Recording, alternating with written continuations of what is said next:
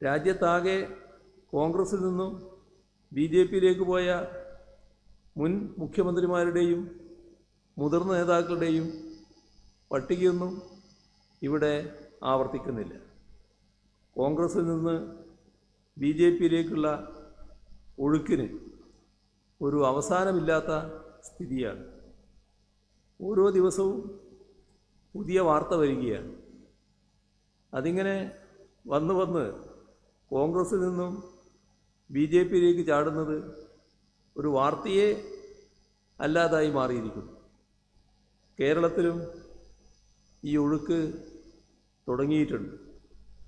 മുൻ കോൺഗ്രസ് മുഖ്യമന്ത്രിമാരുടെ മക്കളിൽ തുടങ്ങി പലരും ഇന്ന് ബി ജെ പി ഓഫീസിലേക്ക് ടിക്കറ്റ് എടുത്തു നിൽക്കുകയാണ്. മലപ്പുറം മണ്ഡലത്തിലെ ബി ജെ പി സ്ഥാനാർത്ഥി യു ഡി എഫ് നോമിനിയായി കാലിക്കറ്റ് സർവകലാശാല വൈസ് ചാൻസലറായ വ്യക്തിയാണ്.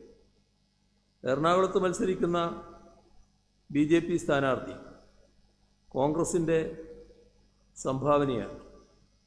2004 കാലടി സർവകലാശാലയുടെ വൈസ് ചാൻസലർ പദവിയിലും 2011 PSC ചെയർമാൻ്റെ പോസ്റ്റിലും ഇദ്ദേഹത്തെയാണ് കോൺഗ്രസ് നിയോഗിച്ചിരുന്നത്.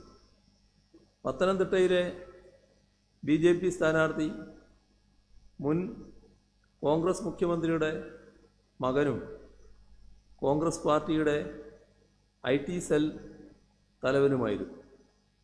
കണ്ണൂരിലെ ബി ജെ പി സ്ഥാനാർത്ഥി കഴിഞ്ഞ നിയമസഭാ തെരഞ്ഞെടുപ്പിൽ ധർമ്മടത്ത് കോൺഗ്രസ് സ്ഥാനാർത്ഥിയായി മത്സരിച്ചയാളാണ്. മാവേലിക്കരയിലെ NDA സ്ഥാനാർത്ഥി കഴിഞ്ഞ നിയമസഭാ തെരഞ്ഞെടുപ്പിൽ മാവേലിക്കരയിലെ UDF സ്ഥാനാർത്ഥിയായിരുന്ന ആളാണ്. അതായത് ഇന്ന് കേരളത്തിൽ NDAക്ക് വേണ്ടി മത്സരിക്കുന്ന 4-ൽ 1 മുൻ UDFകാരാണ്.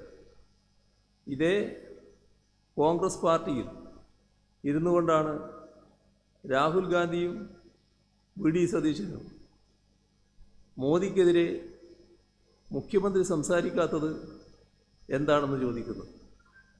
എന്ത് വിരോധാഭാസമാണിത്?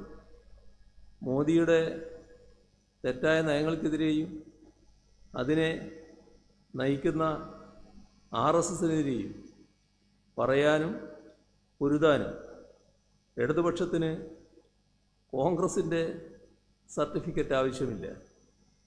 ഗോൾവാൾക്കറിൻ്റെ ഫോട്ടോക്ക് മുന്നിൽ കുനിഞ്ഞു നിന്ന് വിളക്ക് കൊളുത്തിയവരും RSSനോട് വോട്ട് ഇരുന്ന് വാങ്ങിയവരും സ്വന്തം മുഖം കണ്ണാടിയിൽ നോക്കുക എന്നേ പറയാനുള്ളൂ.